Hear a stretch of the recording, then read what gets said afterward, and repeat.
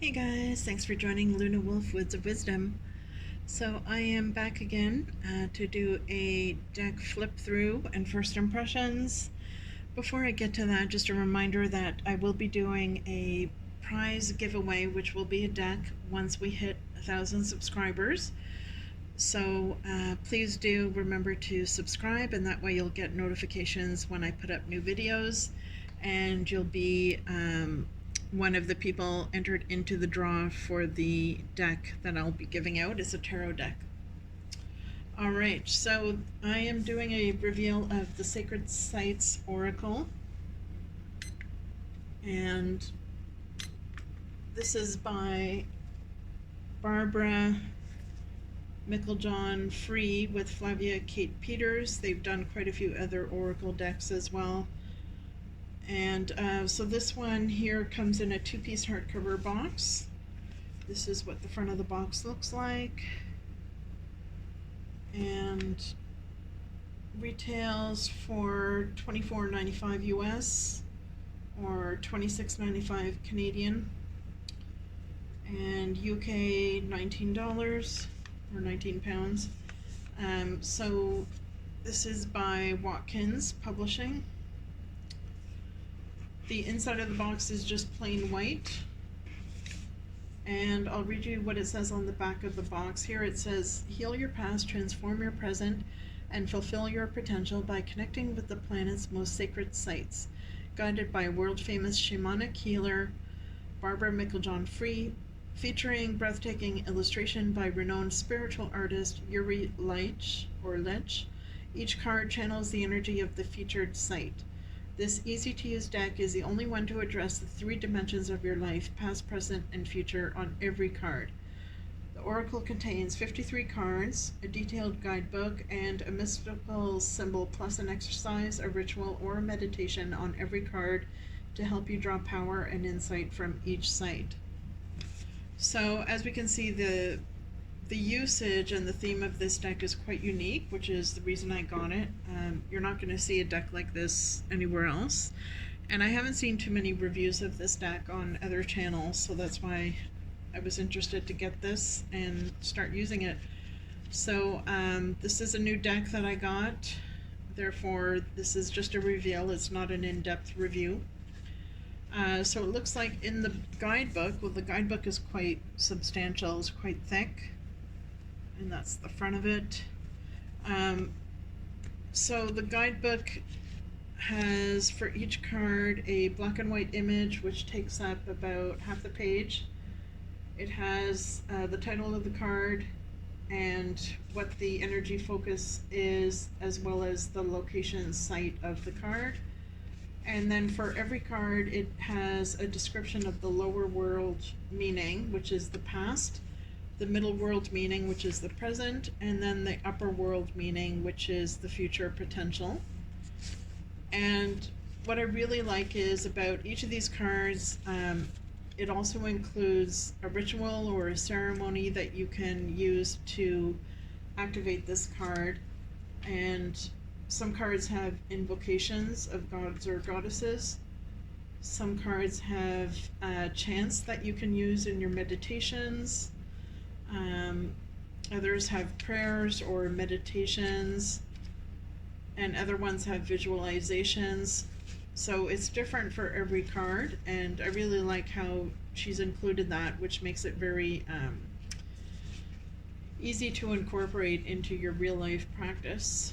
And at the beginning of the book, she explains how the cards are divided. So they're divided according to the directions, north, south, east, west. And she explains that there is a power card included in the deck, which is the Mecha card. We'll take a look at that later. So with the power card, it says that if you do draw that card, you should read it and also draw another right after it, and that the power card emphasizes the message of the next card that you pull, and that it is of great importance to you right now. And also on each card there's a symbol. So the symbol is something else that's unique about this deck that you can interpret as well. Okay, so about the power card, she says that the power card enables you to really make the most of the transformational potential of the sacred sites in this deck. It says, as you draw the power card, pay particular attention to the power symbol and the middle world, which is the present, and act as a matter of urgency. So that particular card is very important. Alright, so let's get into taking a look at the cards themselves.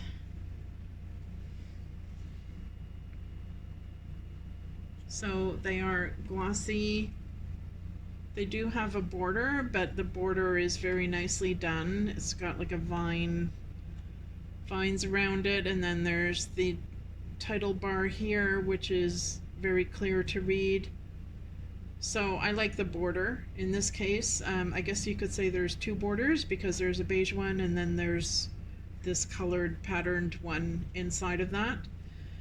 But it doesn't bother me that there's a border here, laminated, so very shiny. This is the back of the cards.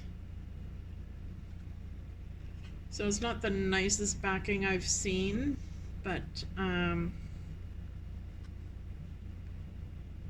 I guess it's got a sacred geometry feel to it. The cardstock is good, it's flexible, good for shuffling. It's got a nice snap to it. Alright, so let's get into the cards. Here we have New Grange. And there's the symbol there. And this is gelling. So each card has a different symbol. And I like the fact that it's based on sacred sites. So I haven't seen that in other decks where each card is based on a location in the world. So I like that because, you know, everyone knows right now with the pandemic we can't really travel, and especially not internationally. So it's kind of nice in the summertime to have a deck that can transport you to different places in the world, especially ones that have a sacred element to it with highly spiritual vibe to it. So this is Kalanish.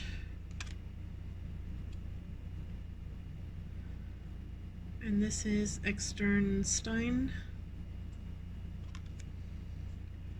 I don't know if the symbol is a bit distracting on the card, but I guess it has to be noticeable enough for you to pick up on the symbols.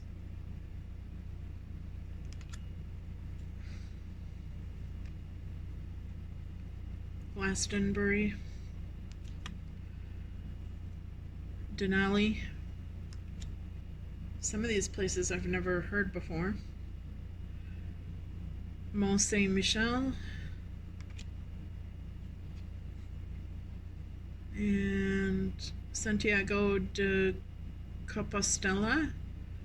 Okay, I'm not going to read the meaning of the site for each card. I'm just going to do a quick flip through because it's going to be too long otherwise. But feel free to stop or pause the video if you want to read which site each of the cards is. There's a lot of cards to get through here, so I'm just going to speed it up a little bit. And I like the fact that there's indigenous cultures included. There's sites from many different cultures, many different places.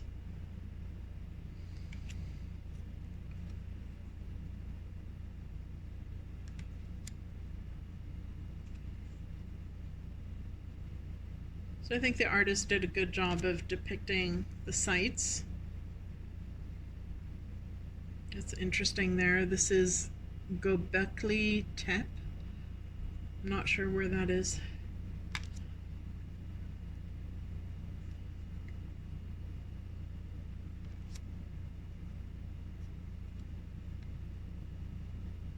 So these are not necessarily the most picturesque sites in the world, but they're sacred sites. So it's a new way to use an oracle deck. This is Giza, Egyptian theme there.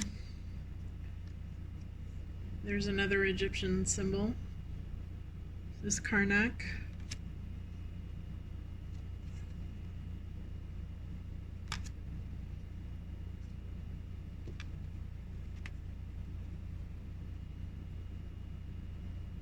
So is Jerusalem. So there's different religions that are represented here,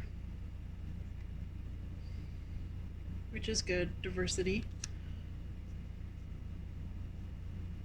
And we have a yin yang symbol there.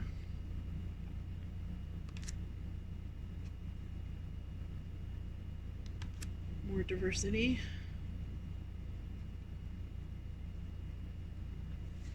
Oh, some of the cards are sticking together. Okay. No, I like that there's animals included as well in some of these cards. Especially this one here, there's Ganesha.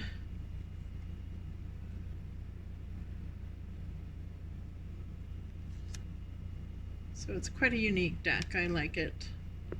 You know, it's nice to have a deck that you can use differently and that has its own system.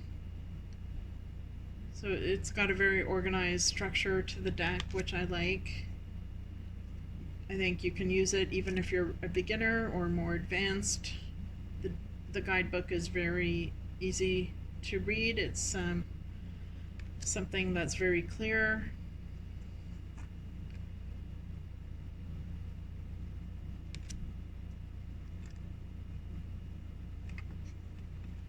Sorry guys, the cards are sticking together. See if I can speed it up here.